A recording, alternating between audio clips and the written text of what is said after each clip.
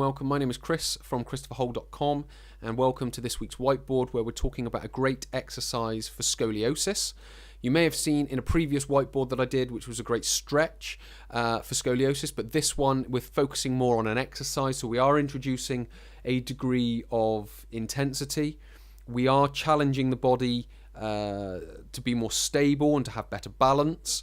So it's moving now and sort of progressing. Once we've lengthened the tissues through the stretch, we're now challenging them to still maintain proper function, if you will. So what we'll do is we'll quickly introduce that. We'll go through the teaching points. We'll talk about some aims of the exercise and why we're doing it. And then we'll talk about what to feel for with regards to what you need to feel for within your body as you're doing it. But before we get into that, just quickly mention my social media. You've got Twitter at Christopher Hole, you've got Facebook, Christopher Hole Training, and then you've got Instagram, which is Christopher Hole. So please do come along, like and follow, drop any comments in. It'd be great to answer any questions that you might have.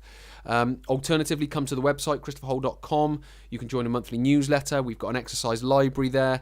We've got other blog posts with more information in it. If you're in the Bristol and Bath area, you can book and come and see me on a one-to-one basis as well. So do come to the website and get in touch through there.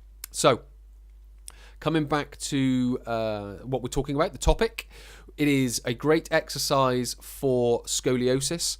So what we've got here is obviously two diagrams, one in the start position, one in the finish position, which I'll go through in a second. As I've mentioned, this exercise is about stability of the hip and stability of the spine.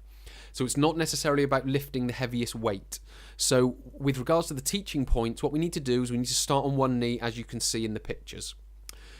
What we then have is the feet and knee, or feet and knees, are apart for more stability. Now what that means is they come apart with regards to being on a tightrope or not. So if you're on a tightrope and you've got one foot directly in front of the knee, then you're on a tightrope. That's going to create more instability, which is going to cause your body to be more unbalanced, if that makes sense.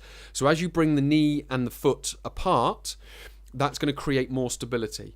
Now, how much you wobble will determine where your feet and knee goes. If you put your feet and knee wide and you're not wobbling anywhere and it's very easy, then you want to start moving your feet towards each other. If your foot and knee are in line and you're wobbling all over the place, you need to bring them apart. So you need to kind of find that happy medium where you're starting to be challenged, but you're not wobbling and potentially going to fall over. The next teaching point is to hold a small weight by the hip of the down knee. So as you can see in the first picture there, I've got a very small weight just on the hip of the down knee there. So that's my start position. My upper torso is also slightly twisted towards the camera. What we then do is we then lift the weight diagonally across the body and above shoulder height. Now what will happen is obviously your shoulders will extend over your head and your torso will start to rotate. What you then want to do is keep your head in the same position throughout that movement. So what's happening is your torso is getting a bit of rotation, which is going to help the vertebrae and the muscles of the spine create a degree of mobility. With the arm going up over the head and the knee being down, you're going to create a degree of extension through the hip and the torso and the upper back. So that's going to be helping not only with rotation, but also extension of the hip, extension of the spine. And the reason we are on one knee is also to maintain a stability of the hip, which I'll talk about more in a second. But once you've got to the top of the movement, we then bring it back down to the start position, and then we just repeat that.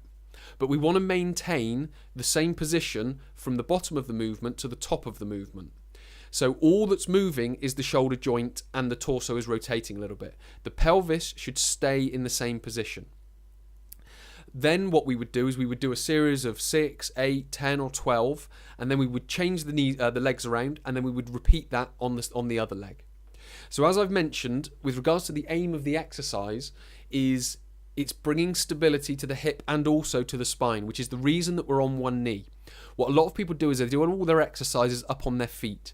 Now, if they do all their exercises up on their feet, their ankles and lower leg can take a lot of the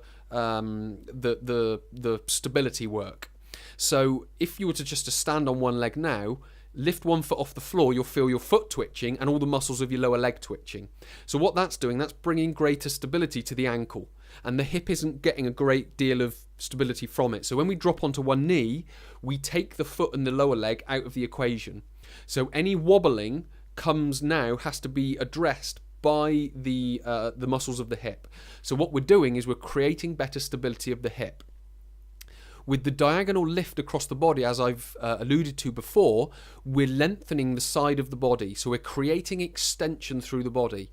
Now, what you might find is that one side of the body has a greater stretch than the other side. Now, that's the side that you really want to focus on the position. So what you want to feel for is what side has a greater stretch, but also what side you have to work harder to maintain position of the pelvis, because the pelvis doesn't want to rotate with the torso. The pelvis wants to maintain that neutral position. So it's not rotating inwards, it's not tilting backwards, and it's not tilting forwards.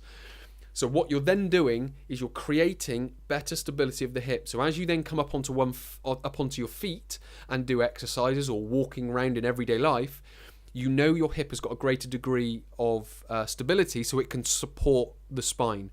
Now, obviously, there are other exercises that we would do to strengthen the torso, to bring greater endurance to the torso, so it can sort of minimize the progression of the scoliosis. But this is, in some ways, it's kind of a forgotten part of exercise, which is how to bring greater stability to the body, because a strong joint doesn't necessarily mean a stable joint. And what we want to try and do with muscle imbalances is create better stability so the muscles don't panic and tighten even further. So hopefully that brings a little bit more light to the scoliosis and exercise equation for you. Start doing this exercise, see how you get on, drop any comments in the bottom to let me know how you're getting on, and I'll be adding obviously more content with regards to scoliosis onto YouTube, onto the website, so please do come along there, and you can find it on the website. So many thanks for listening, many thanks for watching. My name is Chris from ChristopherHole.com. I'll speak to you in the next video.